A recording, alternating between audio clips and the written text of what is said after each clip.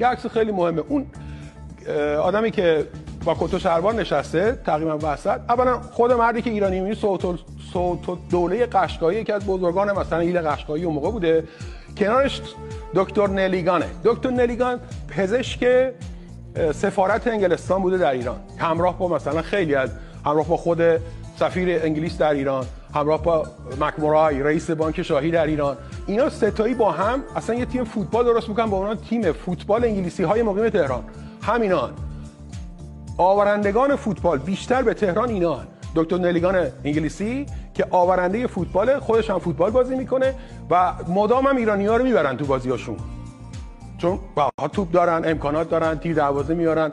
نقل قول هست دیگه، بچه‌های فوتبال ایران چون توپ هم نداشتن رفته یاد میگیرن که برن توپا رو اینا بگیرن دیگه بهشون پس ندن، با کلک‌های خاص خودشون که حالا تو زمان خودش تعریف میکنم اون داستان خودش رو.